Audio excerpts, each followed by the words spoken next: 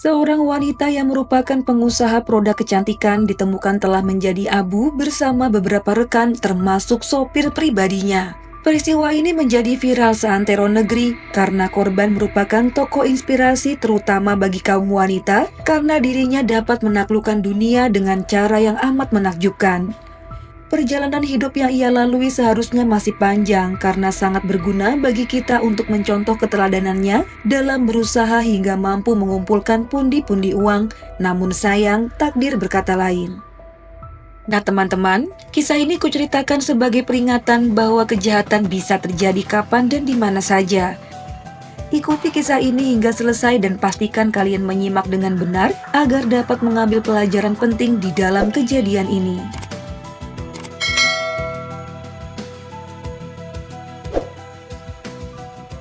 Datuk Sosilawati Lawia berusia 47 tahun saat kejadian ini terjadi. Dulunya ia berasal dari keluarga yang sangat berkekurangan, di mana ia harus hidup berdesakan dengan 13 saudaranya yang lain dalam rumah orang tuanya yang sangat kecil. Mereka berasal dari Batu Pahat, Johor. Orang tuanya bekerja sebagai penyadap karet. Bahkan anak-anak mereka harus ikut bekerja agar bisa bertahan di tengah sulitnya kehidupan. Selain menyadap karet, Sosilawati dan saudaranya yang lain bekerja sambilan dengan berjualan apa saja. Ketika beranjak remaja, Sosilawati berkeinginan untuk mengubah kondisi ekonomi keluarga. Sebab itu ia berpikir keras bagaimana agar bisa menabung dan membangun sebuah bisnis yang mampu mewujudkan cita-citanya. Singkat waktu, setelah tamat sekolah, Sosilawati mulai memiliki banyak waktu untuk menjadi reseller produk kecantikan. Dengan sifatnya yang humoris, pandai bergaul, dan mudah berkomunikasi, sedikit demi sedikit ia bisa menabung dari hasil jualannya. Para konsumen juga puas dengan barang yang mereka beli. Setelah menikah, ia memiliki 6 orang anak. Secara perlahan tak terasa sudah 13 tahun berlalu, Sosilawati pun berhasil mengumpulkan uang yang banyak untuk modal membangun bisnis produk kecantikan yang diberi nama NV atau Novel's Visage. Produk ini berkembang pesat dan menjadi salah satu merek paling terkenal di wilayah tersebut. Bahkan dalam 10 tahun terakhir, merek tersebut berekspansi ke negara-negara lain seperti Brunei, Singapura, dan Thailand. Suksesnya membangun bisnis seperti jaring laba-laba, sudah ada 300 lebih toko dan distributor termasuk Malaysia. Total aset perusahaan tersebut senilai 6,37 juta ringgit Malaysia atau 23 miliar rupiah. Ia mengelolanya bersama putrinya yang bernama Erni Dektritawati Yuliana Buhari. Sebagai seorang pengusaha dan pengalaman pribadinya membangun bisnis tersebut membuat wanita itu mendapat pengakuan dari negara bagian Johor dan dianugerahi penghargaan sebagai wanita nadi negara. Pada intinya ia menjadi salah satu kisah sukses terbaik wanita Malaysia dan menjadi contoh bagi mereka yang mengikuti rekam jejaknya sedari awal. Ia sangat dihormati di kalangan warga Malaysia, tentu atas kemampuannya untuk keluar dari kemiskinan dan sukses menjadi pengusaha bisnis yang kaya raya. Namun sayang, semakin tinggi posisinya, semakin besar peluangnya menjadi incaran bagi orang-orang yang jahat. Jika sebagian orang melihat Datuk Sosilawati sebagai tokoh wanita yang menginspirasi, maka bagi sebagian orang lain ia adalah uang, uang, dan uang. Pada tanggal 30 Agustus tahun 2010, Sosilawati tengah melakukan suatu bisnis jual beli tanah bersama 3 orang rekan. Di antaranya yaitu seorang pejabat bank bernama Norista Muhammad berusia 38 tahun, Ahmad Kamil Abdul Karim, seorang pengacara berusia 32 tahun, dan asisten sekaligus sopir pribadinya yang bernama Kamarudin Samsudin berusia 44 tahun. Keempat orang tersebut menuju ke suatu tempat untuk membicarakan perihal jual beli tanah pada seorang pengacara bernama N. Patsmanaban. Namun alih-alih bertemu dengan klien yang baik, sang jutawan itu malah bertemu sosok alien yang memandang dirinya sebagai uang. Kala itu Patsmanaban menyuruh rombongan Sosilawati menuju ke sebuah tempat yang beralamat di Tanjung Sepat yang tak lain adalah properti milik Patsmanaban sendiri. Sebuah komplek perumahan eksklusif yang terdapat kolam renang dan fasilitas lain. Sedangkan di samping rumahnya ada ladang gadong dan kandang ayam serta kandang hewan lain. Rombongan Sosilawati mengendarai mobil BMW X5 Dan ketika sampai di rumah Padmanabhan, pria itu menyambut kedatangan rombongan dengan senyum dan selayaknya tuan rumah yang sangat baik. Tanpa rasa curiga, Sosilawati dan rekannya masuk perangkap tanpa bisa keluar lagi. Jadi teman-teman, ketika masuk jauh ke dalam rumah, mereka malah dibawa ke ladang gadong yang juga ada kandang ayam. Tak hanya itu, keempatnya disambut juga oleh 16 ekor anjing jenis Rottweiler. Sosilawati sebenarnya berkata tidak nyaman dengan lokasi pertemuan mereka, namun pria berusia 40 tahun itu segera membuka percakapan mengenai kerjasama jual beli tanah. Rupanya, ke-16 ekor anjing itu digunakan untuk menakuti, sekaligus mengintimidasi agar rombongan Sosilawati menuruti kehendaknya. Namun karena pembicaraan itu tidak menemukan titik terang dan semakin menguatkan firasat bahwa Padmanabhan ingin menguasai penjualan, saat itulah Padmanabhan mengeluarkan aumannya. Ia memerintahkan 2 pegawai ladangnya untuk menutup seluruh pintu keluar dan menyuruh ke-16 anjingnya untuk bersiaga. Entah kelakuan macam apa yang dimiliki pria nggak berotak itu. Ke-16 ekor anjing diperintahkan untuk menyudutkan para calon korban ke sebuah kandang anjing. Bahkan salah satu dari mereka masuk ke dalam kandang anjing. Namun hewan buas itu malah menyerangnya di dalam.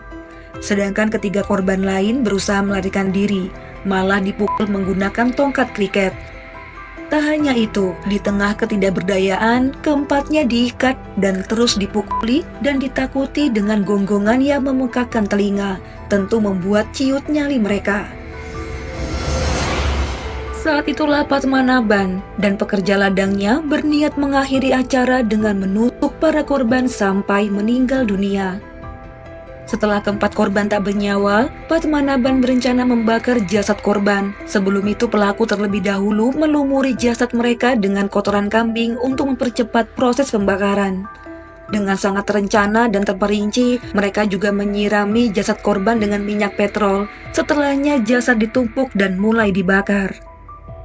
Beberapa waktu kemudian, kobaran api yang membesar mulai melahap perlahan keempat jasad.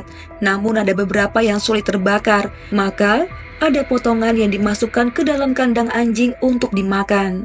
Ketika sudah menjadi abu dan sebagian masih berupa sisa tengkorak, para pelaku babar ini mengumpulkan sisa pembakaran dan memasukkannya ke dalam karung goni dan membersihkan lokasi pembakaran. Dan membawa abu itu ke Sungai Pancau yang berjarak 2 km dari TKP. Abu dan sisa tulang dibuang ke sungai dan berharap Tuhan tak pernah melihat perbuatan mereka. Singkat waktu, keempat korban mulai diberitakan telah menghilang secara misterius. Sebelum dikabarkan menghilang pada bulan Ramadan tahun 2010, Sosilawati memang sibuk dengan segala rutinitas. Seperti menghadiri majelis berbuka puasa di Masjid Sa'alam, melakukan sesi pemotretan untuk majalah wanita, dan menghadiri acara lain.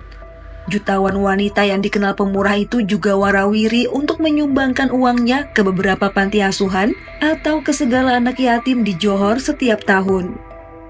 Wanita yang kini memiliki banyak aset seperti tanah, bangunan, perniagaan, dan beberapa kendaraan mewah lain. Sayangnya menjelang hari raya tahun 2010, ia malah dilaporkan menghilang. Kabar ini beredar luas di masyarakat hingga ke laman Twitter. Jutawan kosmetik itu menghilang mendadak bersama pengacara, petugas bank, dan asistennya.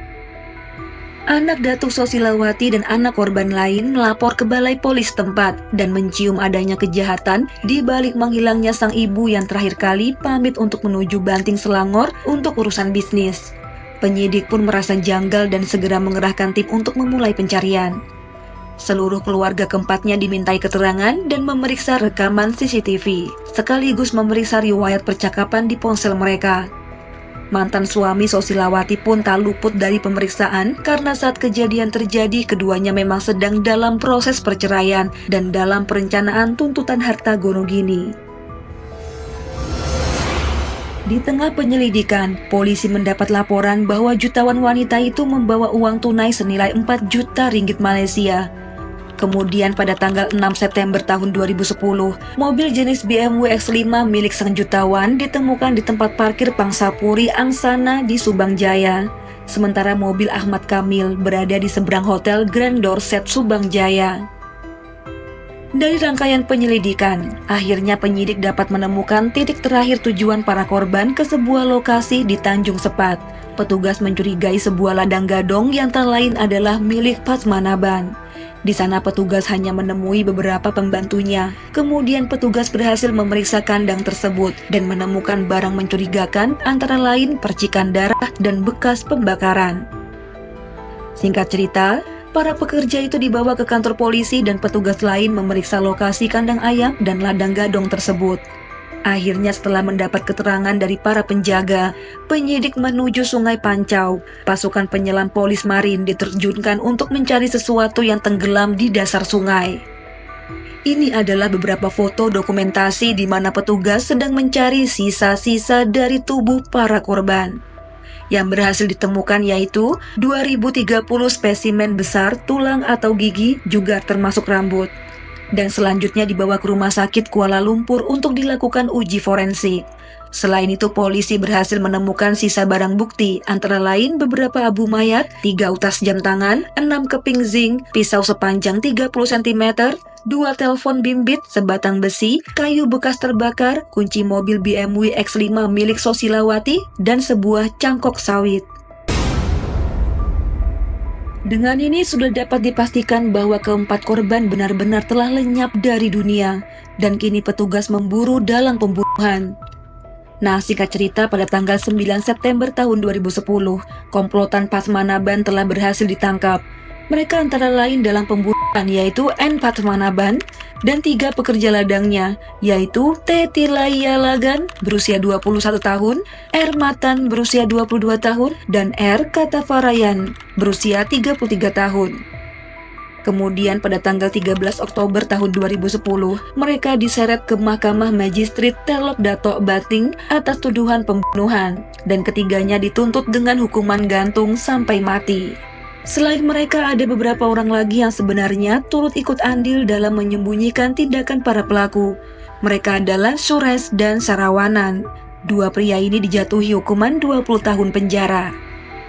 Baik teman-teman, perlu dicatat ya, kejadian ini telah terjadi tahun 2010, hingga di tahun 2023, terpidana terus berupaya melakukan rayuan atau memohon belas kasih untuk meringankan hukuman mereka. Lantas, kesimpulan dari kisah ini adalah sebagai berikut. Patsmanaban dan 3 pekerjanya melakukan pembunuhan pada para korban di tanggal 30 Agustus tahun 2010. Mereka berhasil ditangkap pada tanggal 6 September tahun 2010. Sidang pertama dilakukan pada tanggal 13 Oktober tahun 2010 yang menuntut agar mereka dihukum mati. Kemudian tanggal 4 Juli tahun 2011, pembacaan fakta pembunuhan bermula. Tanggal 30 April tahun 2012, terdakwa mengajukan pembelaan diri. Tanggal 23 Mei tahun 2013, Hakim Mahkamah Tinggi yaitu Datuk Akhtar Tahir menjatuhkan hukuman mati atas keempat terdakwa. Kemudian para terdakwa mengajukan banding. Tanggal 4 Desember tahun 2015, banding ditolak dan hakim tetap menjatuhkan hukuman mati. Tanggal 16 Maret tahun 2017, Matan akhirnya dibebaskan dari hukuman mati karena kurangnya bukti tentang keterlibatan pria itu dengan pembunuhan. Kesimpulannya, Patsmanaban dan 2 pekerja lainnya kekal dalam tiang gantungan. Di tahun 2023, Patsmanaban yang telah berusia 55 tahun itu masih berupaya menyelamatkan diri dari tiang gantungan. Namun lagi-lagi hakim menolak. Hingga kini pria itu masih mendekam di sel penjara. Sementara itu, anak almarhumah Datuk Sosilawati merasa bersyukur dengan keputusan hakim yang menolak rayuan terdakwa.